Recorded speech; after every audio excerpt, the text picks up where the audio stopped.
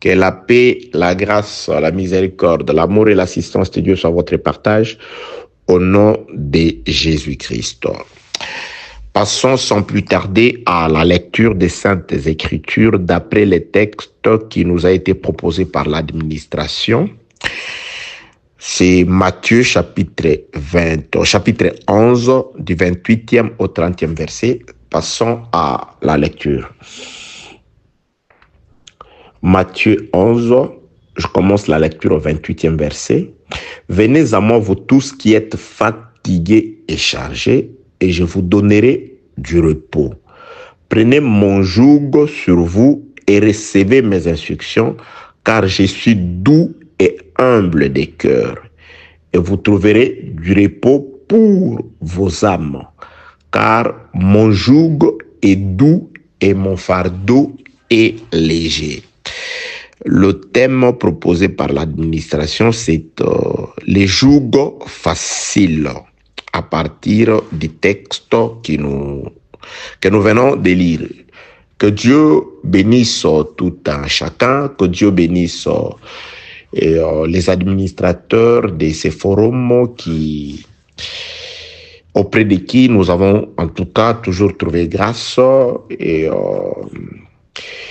qui ont toujours eu vraiment de la considération pour la grâce de Dieu qui est sur nous, qui nous ont toujours en tout cas sollicité pour être parmi les vases disposés pour la transmission de la volonté salutaire de notre Dieu. Je bénis les administrateurs, je bénis tout le membre du forum, je bénis tout celui qui écoutera ces messages, que la lumière du Saint-Esprit vous éclaire, que Dieu soit la clé qui ouvre toutes les portes du bonheur pour vous au nom de Jésus-Christ.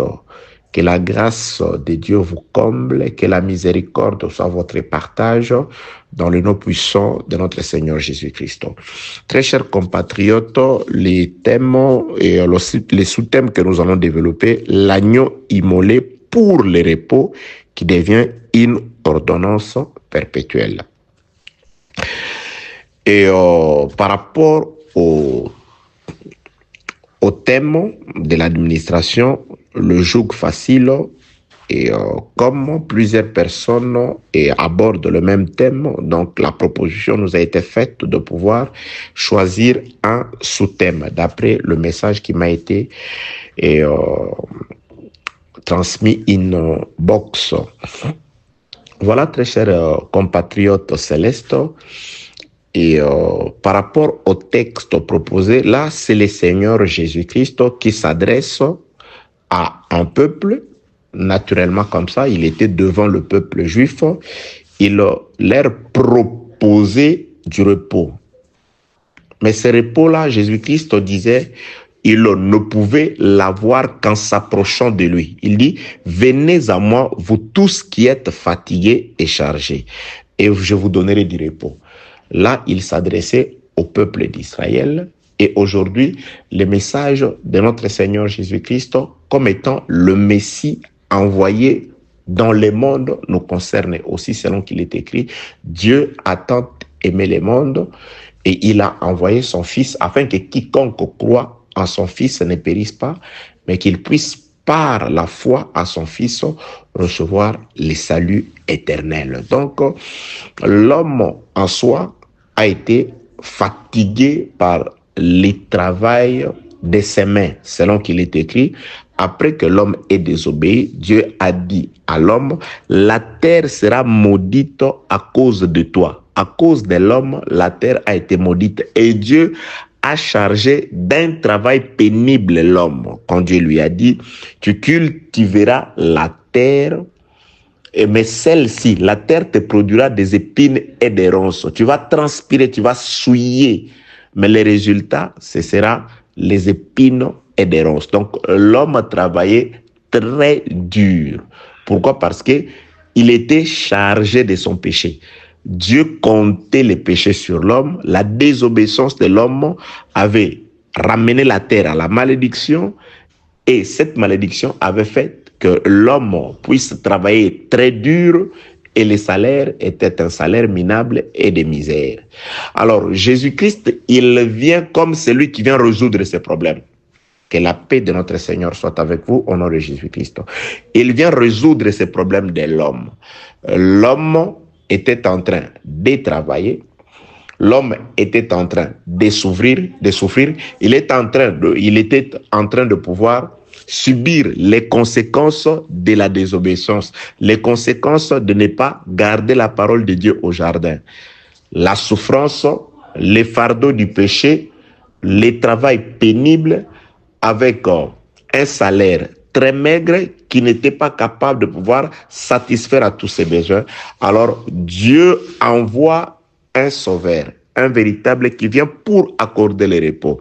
Jésus-Christ vient afin de pouvoir d'abord enlever la malédiction de la terre, parce que la terre maudite, on avait dit, la terre, toi tu cultiveras, elle te produira plutôt des épines et des ronces. Le fait que Jésus-Christ accepte de mettre sur sa tête, il accepte qu'on puisse mettre sur sa tête, on met sur la tête du Seigneur Jésus-Christ une couronne d'épines, c'était un signe pour dire que c'est lui, Jésus, qui vient enlever la malédiction de la terre, parce que la malédiction de la terre était symbolisée par la production des épines et des ronces. Alors, un homme innocent, on va mettre sur sa tête une couronne tissée d'épines. Donc Jésus est venu, et c'est lui qui est venu enlever la malédiction de la terre. Que la paix de notre Seigneur soit avec vous dans le nom puissant de notre Seigneur Jésus-Christ. Très chers frères et sœurs dans le Seigneur, donc j'étais en train de dire que la terre a été maudite. Nous étions sous la malédiction, pas par la faute de tout le monde. Les Écritures disent c'est par la faute d'un seul, c'est par la désobéissance d'un seul que la terre se retrouvait maudite, produisant les épines, que tout homme descendu de cet homme qui avait transgressé la loi, c'est-à-dire d'Adam, est devenu porteur du fardeau du péché d'Adam. Le fait que nous naissions, nous sommes nés quant à la chair, nous avons participé au sang de notre premier parent Adam. D'office, nous avions hérité de cette malédiction-là. Alors, il fallait que quelqu'un vienne afin de pouvoir enlever cette malédiction. Jésus-Christ est celui qui vient pour enlever cette malédiction. La preuve, j'étais en train de dire, est que Jésus-Christ, sur lui, un signe va se faire. On va lui poser sur la tête une couronne d'épines, afin que s'accomplisse ce qu'un prophète avait déjà prophétisé. Le prophète Ésaïe chapitre 53 avait déjà prophétisé. Les châtiments qui nous accordent la paix étaient tombés sur lui. C'est-à-dire les châtiments du repos de la terre, les châtiments qui nous lave du péché devait tomber sur Jésus-Christ. C'est pourquoi Jésus est celui qui porte, il se présente comme la véritable terre qui va substituer à la terre, c'est-à-dire qui va prendre la malédiction de la terre, il va prendre les épines de la terre sur sa tête. Jésus accomplit cet acte-là à la croix. Avant la croix, quand il est venu, par sa parole, il appelait le peuple d'Israël à venir auprès de lui. Il dit, venez à moi, vous tous qui êtes fatigués et chargés. Vous êtes fatigués du péché d'Adam. Vous êtes fatigués de la malédiction d'Adam. C'est moi, Jésus, qui vous accorde le repos. Aujourd'hui, Christ, Jésus est mort, il est ressuscité. Il vit au travers du Saint-Esprit par la parole, mais le peuple chez qui Jésus-Christ est allé quant à la chair, le premier peuple à qui Jésus a proposé le repos, ce peuple-là n'accepte pas ce repos. Il n'accepte pas de venir à Jésus. Venir à Jésus aujourd'hui, c'est écouter la parole, c'est aimer la parole, c'est marcher selon la parole. Ce peuple-là d'Israël, aujourd'hui, il n'accepte pas cet évangile. Il n'accepte pas de pouvoir marcher sur les traces de cet homme qui s'était chargé de la malédiction de la terre, de cet homme qui avait pris sur lui les fardeaux de nous tous, cet homme qui a accepté de se faire passer pour un agneau qui a accepté de porter, de mourir pour les péchés du monde. Que la paix de notre Seigneur soit avec vous dans le nom puissant de notre Seigneur Jésus-Christ. Donc, très chers compatriotes, je suis en train de nous dire d'abord par rapport à Adam. Adam a péché, disent les Écritures, par la transgression d'un seul, toute l'humanité s'est trouvée dans comment devenir désobéissant. Nous sommes tous devenus désobéissants. Nous avons tous marché et portant les fardeaux du péché d'Adam, toute la terre, pas par notre faute à tous, mais par la faute d'un seul. C'est pourquoi le frère Paul écrit au peuple de Romains, il dit, de même que par la désobéissance d'un seul, la mort, la malédiction a atteint toute l'humanité, aussi par l'obéissance d'un seul, tous ceux qui croient en lui participent à la bénédiction du Seigneur. La malédiction est venue par la désobéissance d'un seul. Aujourd'hui, la bénédiction est venue par l'obéissance d'un seul. C'est par l'obéissance du seul Jésus-Christ que nous, par la foi en lui, aujourd'hui, il nous accorde le repos. Ça, c'est de manière globale. Lorsque Adam a péché plutôt, les Écritures rapportent que la terre a été maudite. Mais lorsque un enfant est né, Noé, la Bible déclare, on a nommé cet enfant Noé, on a dit, car cet enfant nous accordera le repos par rapport à cette terre que l'Éternel Dieu a maudite. Donc, dans l'ombre déjà, avant que Jésus-Christ ne vienne, il y a eu déjà, Dieu avait déjà préfiguré l'avènement de Jésus. Comment est-ce que Jésus-Christ viendrait accorder le repos? Donc, Noé était l'ombre de Jésus-Christ qui devait accorder le repos aux siens.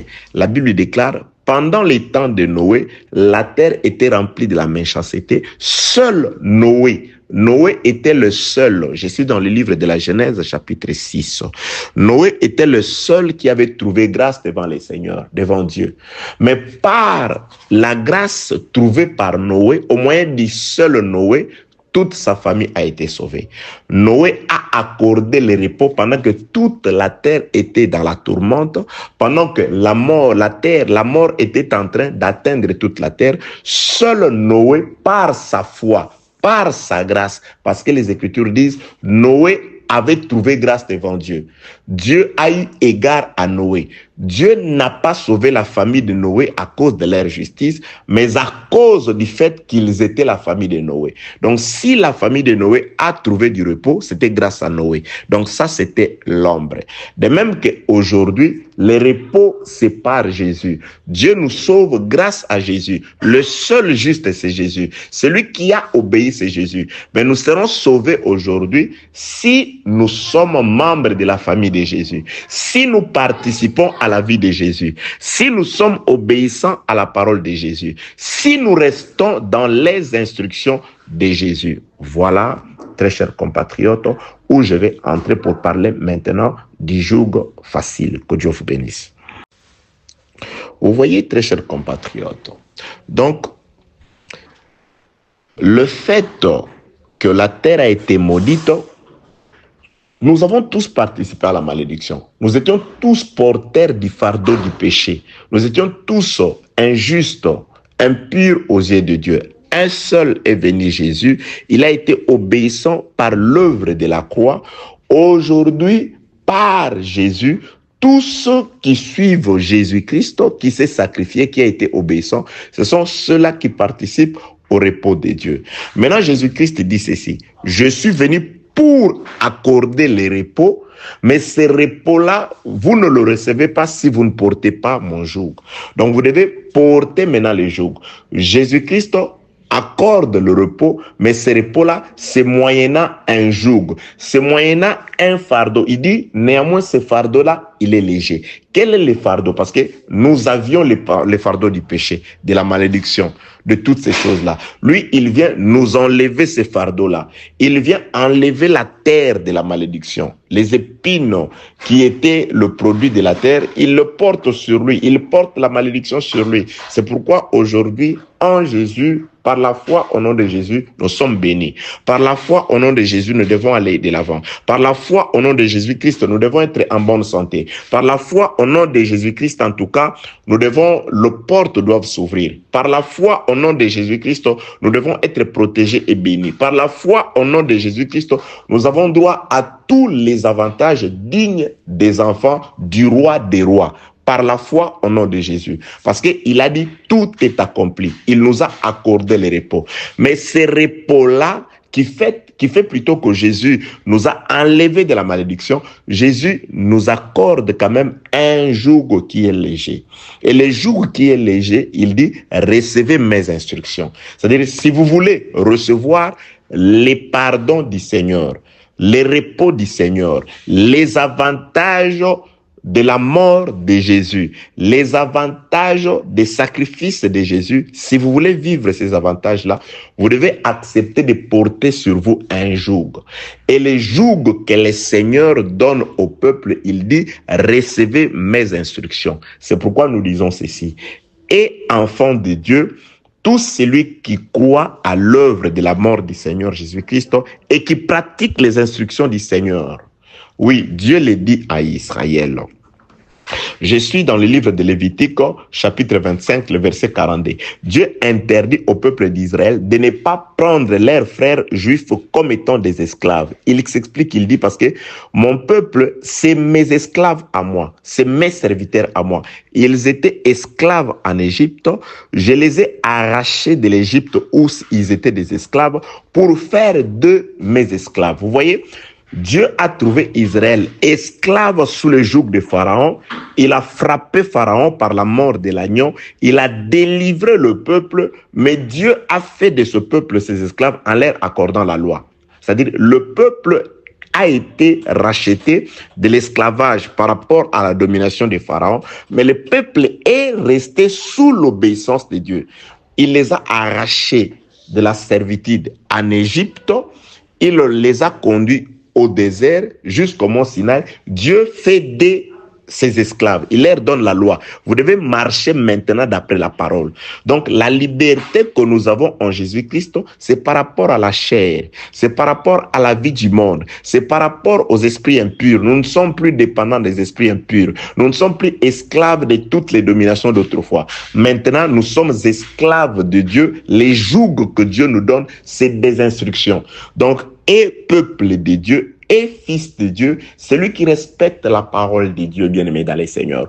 Vous ne pouvez pas aspirer à la liberté, vous ne pouvez pas aspirer au repos véritable de Jésus-Christ sans pour autant marcher d'après ses instructions. Celui que Jésus, celui à qui le Seigneur donne la liberté, il lui donne des instructions.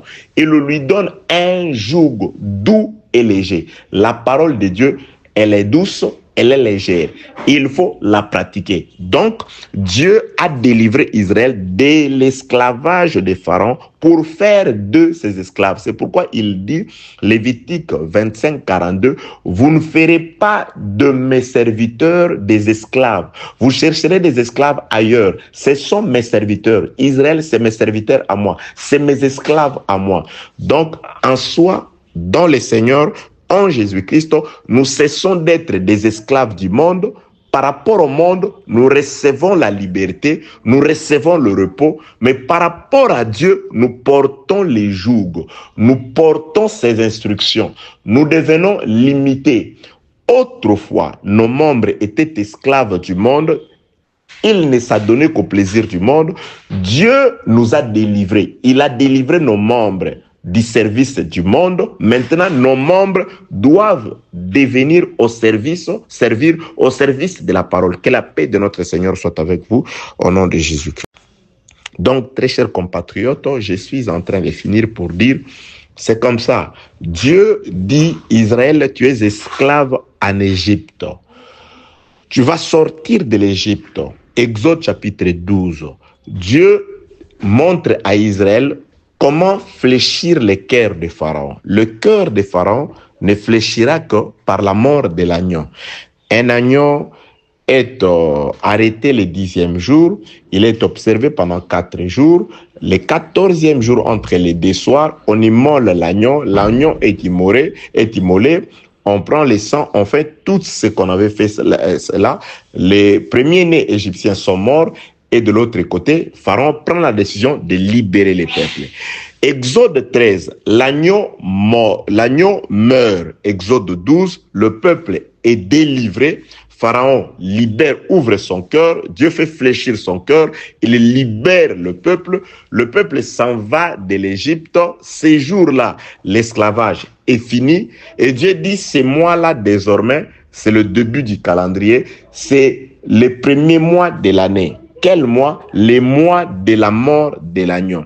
Oui, Dieu pouvait dire, voilà, c'est fini, l'agneau est mort et vous sortez, vous partez, allez vous en... Non, Dieu dit, maintenant, Exode chapitre 13, cet agneau-là devient une ordonnance. Désormais, vous allez devoir observer en mémoire de ce qui s'est passé aujourd'hui.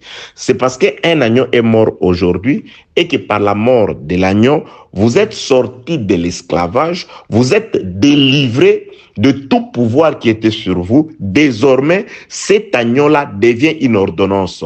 Chaque année, au premier mois, chaque année, le 14e jour, vous observerez, ça devient une ordonnance. C'est-à-dire, vous devez écrire ça, vous devez l'expliquer à vos enfants, vous devez porter ça entre vos yeux, sur votre main, vous devez vous souvenir de ça. Donc, c'est-à-dire l'agneau de la délivrance, l'agneau qui leur a accordé le repos est devenu une ordonnance, bien-aimés dans le Seigneur. L'œuvre de la croix qui nous a accordé le repos aujourd'hui, l'œuvre de la croix qui nous a donné le véritable repos aujourd'hui, doit devenir une ordonnance, c'est-à-dire une pratique. Nous devons nous souvenir de Jésus-Christ et Christ est crucifié. Voilà pourquoi le frère Paul dit, quand je suis venu au milieu de vous, je n'ai pas cherché à savoir autre chose si ce n'est Jésus-Christ et Christ est crucifié, bien-aimé dans le Seigneur. Et Jésus-Christ est crucifié, c'est marcher avec le Seigneur dans le cœur. Quand vous parlez, vous vous rendez toujours compte, est-ce que ce que j'ai dit agrée le Seigneur? Quand vous marchez, vous vous dites toujours, est-ce que ma marche est en conformité avec la parole du Seigneur? C'est comme ça. Le Seigneur Jésus-Christ dit, il donne une parabole. Il entre plutôt dans une synagogue le jour du sabbat, il trouve une femme qui avait le dos courbé là-bas. Et Jésus-Christ guérit cette femme. Les maîtres des synagogues sont indignés du fait que Jésus-Christ a opéré ces miracles le jour du sabbat. Jésus-Christ va donner une parabole. Il dira, lesquels d'entre vous, les jours du sabbat, il ne va pas délier son âne pour l'amener boire. Vous voyez?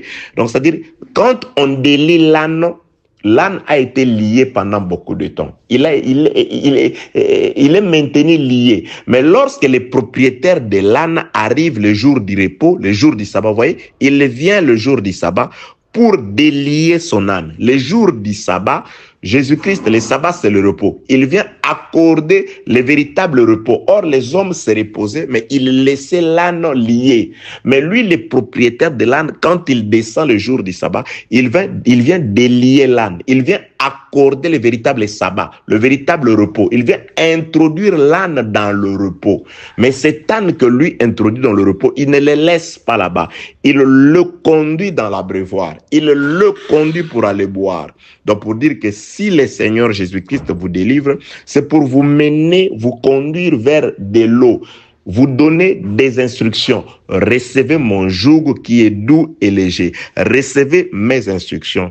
Donc, celui qui est délivré, celui à qui le Seigneur accorde le repos, c'est quelqu'un qui marche selon la parole du Seigneur. C'est quelqu'un qui respecte les instructions du Seigneur. C'est alors que Jésus-Christ dira, de même que l'âne est délivré le jour du sabbat, on accorde le repos à l'âne, on ne laisse pas l'âne là, on doit les conduire à l'abreuvoir. C'est-à-dire, si quelqu'un est délivré, même des esprits impurs, des puissances impures, cette personne-là, elle doit être enseignée, elle doit rester dans la parole. C'est pourquoi Jésus-Christ, après qu'il ait guéri la fille de Jairus, après qu'il l'ait ressuscité, les Écritures rapportent, lorsque Jésus-Christ est arrivé dans la maison de Jairus, les gens ont dit, n'importune pas le maître car ta fille est morte. Jésus-Christ dit, non, la fille dort, je la réveillerai. Il est entré, il a dit à la fille, Talita Kumi, jeune fille, c'est-à-dire, jeune fille, réveille-toi. La fille est ressuscitée des morts. Jésus-Christ a ordonné qu'on lui donne à manger. C'est-à-dire, après la résurrection, après les miracles, après le repos, après avoir arraché l'âme de l'enfant de la mort, Jésus exige qu'on donne la nourriture, c'est-à-dire un joug à l'enfant, des responsabilités à l'enfant.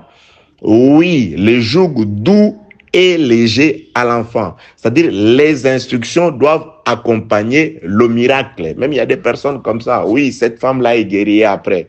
C'est quoi le comportement de la personne qui est guérie, qui est ressuscitée d'entre les morts, qu'on a sauvé? Donc, les instructions doivent suivre. Que la paix du Seigneur soit avec vous au nom de Jésus-Christ. Voilà pourquoi je parlais de l'agneau immolé pour le repos du peuple qui devient une ordonnance. Donc, c'est-à-dire l'œuvre de la croix qui nous a sauvés, qui doit devenir notre vie. Donc, Jésus-Christ accorde le repos par la parole et le repos est accompagné des instructions. Donc, les jougs du Seigneur, qui est doux et léger, c'est le fait de recevoir les instructions. C'est le fait d'écouter l'enseignement, de marcher selon la parole. Il y a des gens qui n'aiment pas l'enseignement, qui n'aiment pas la parole, qui n'aiment qu'on leur dise délivrance, délivrance. Quand on ressuscite la fille de Jairus, après, on doit lui donner à manger. Que la paix du Seigneur soit avec vous au nom de Jésus-Christ, car elle doit marcher. Celui qu'on a guéri doit être capable, assez fort, de prendre son lit et de marcher. Que la paix du Seigneur soit avec vous au nom de Jésus-Christ.